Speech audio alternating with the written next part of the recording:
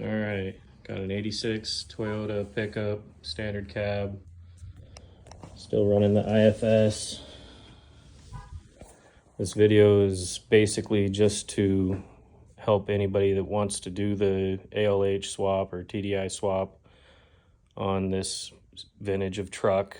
And I'm just gonna try to touch base on all the things that I ran into that I had to do. It might help somebody else. All right, so I'll just dive into her. Right off the bat, it's kind of hard to see the intercooler in there. I notched out, you can see in here, this whole notch there, and then I did a little notch over here, which put me, I got some body mount bushings, put me about an inch shim on my radiator out. Still using the original bolt holes. I was able to use the original Toyota high pressure side of the power steering on the Volkswagen pump, just threaded right in. Some things just work out. I'll give you a link to all the hoses that I used to get this set up for the coolant system. I did this piece of 2-inch pipe off of this bracket just to keep it from being a floppy one. Definitely have clearance issues with how tall the motor is, so you've seen everybody does this. Got my ECU mounted into this because I couldn't find the bracket that I pulled from the car. I thought it would look cool. Now I have different opinions on that. That's stuff that all you guys can figure out. I mean, the more important stuff, let's see. I was able to get it in there with a lot of difficulty, really. Let me see. Sorry, I'll get this. If you look down here at the oil cooler, maybe I get a better angle from underneath. No.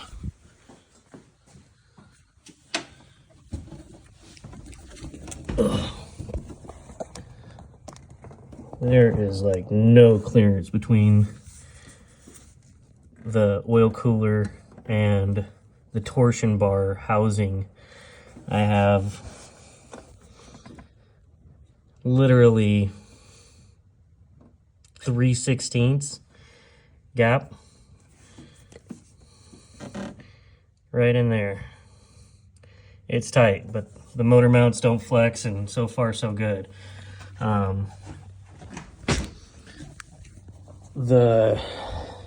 Sorry, I'm a noob with this filming thing.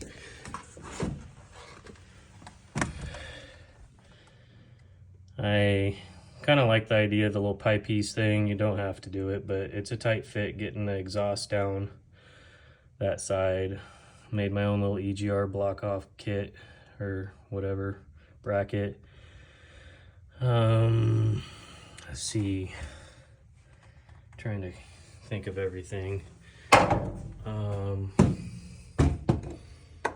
Going from Toyota to Volkswagen fuel lines is kind of a pain. They're different size, so it's I believe it's 5/16 to quarter inch to 5/16 or something like that. So I had to do a little adapter, barbed adapter. I'll show you where I got my filter mounted down here on the frame rail. Kind of like how that turned out. Into the necessities if you want to keep your truck IFS. The Rough Country 4-inch lift kit. You can see it's like 4 inches from where it originally mounted. Had to do away with where the stock steering stabilizer was. Mounted up old man Emu one. Still gonna be able to mount my splash guard, whatever you want to call it.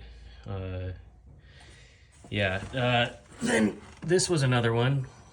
You can see my drain tube. It looks kinked. It's not. It actually flows pretty well, but made it out of copper and some fittings, because the banjo style one I couldn't get a hold of. I couldn't find it for the life of me. So and the new one I bought didn't work, so I just made that, and it seems to work out pretty well. Keeping a close eye on it, a little uneasy about it.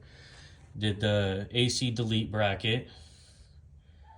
You can see the clearance I have here from the pan to the steering linkage is less than desirable, but there's no vertical movement on that bar, so as long as it doesn't settle too much with those rubber mounts, I should be good. You can see I got a shim on there on my motor mount.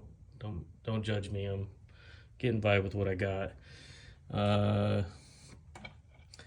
So basically I just lowered it down, had the transmission where it needed to be, and lowered the motor down to be at the closest tolerance that I could handle, that I felt comfortable with here, and built my motor mounts off of it that way.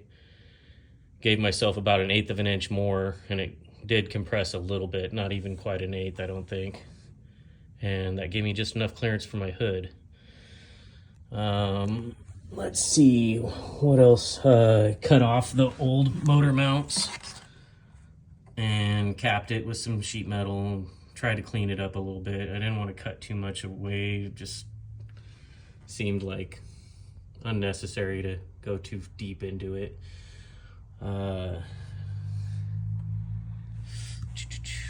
Let's see, what else did I do?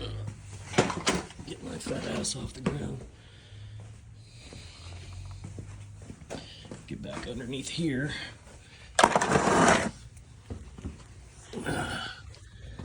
Alright, so that's my fuel filter system. I just used the Volkswagen one, a slight modification to a plate, bolted it to the frame. I know I still got to paint my frame, I don't want it to rust. But you can see here for the fuel lines, I have a 1/4 inch to 5/16 barb going there, and another one there.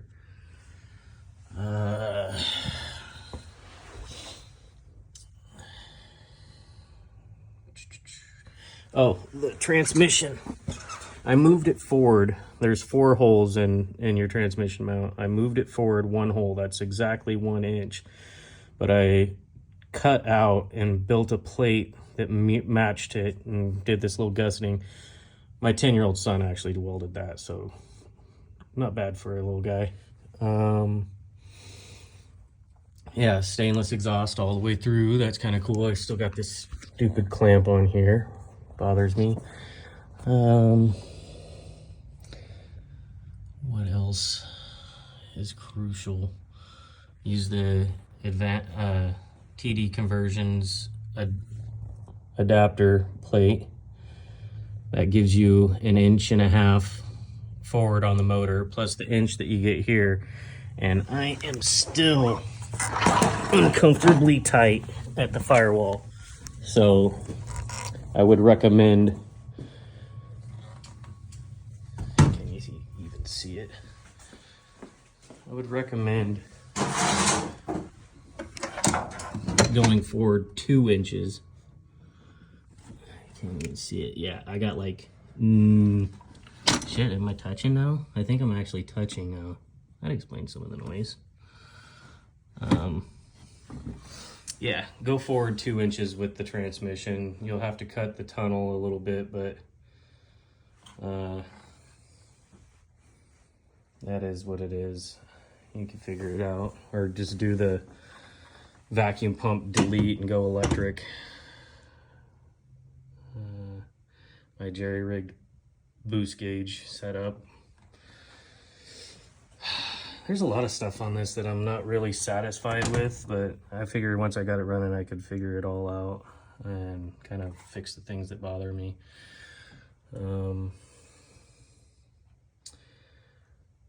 let's see. So I did go with the Toyota style coolant instead of the bulb. I felt like it cleaned things up. I didn't want another bulb or reservoir in here. Kind of like the Toyota reservoir better. So what I did do, this light might be, let's see, mode. You see that little cap I have on that barb down there. I didn't make the decision until it was basically too late to cut it and weld it. So I just put a cap on. It's holding. But I'd recommend, if you want to go with the Toyota method, to go ahead. Focus. Come on.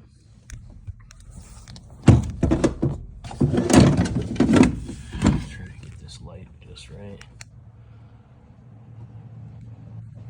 Yeah, right there you can see the hose clamp. There's a little barb that came off that would come up to the bulb. I just capped that off.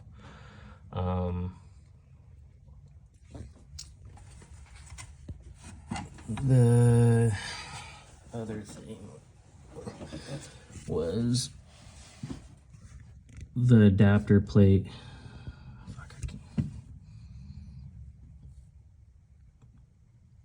Oh yeah, that's right. So for if you're using the Volkswagen oil cooler, I just got a Y for what comes out of my heater core, my heater fucking hose lines.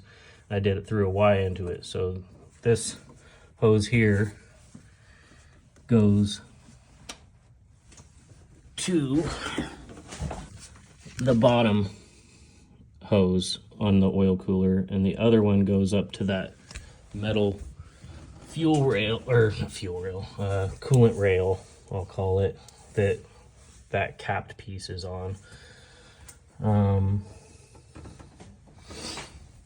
Let's see.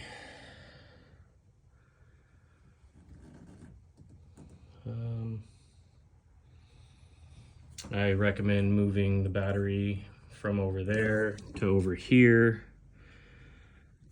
and putting the intake where the battery is. I'm not really stoked on having it up there. Just kind of not aesthetically pleasing. Gives you cool sounds for the turbo though. I made I know I'm kind of all over the place here, but made these brackets. I know it's all custom. I'm not a professional, but goes up there. It's just a piece of angle aluminum that I bolted to the core support and to the bottom of the intercooler, and a couple of little pieces of angle iron bolted up to the upper core support. I feel like that worked out nice. Let's see. I think that's a lot of the main stuff that went on here. I had to shorten my front drive line 1.5 inches.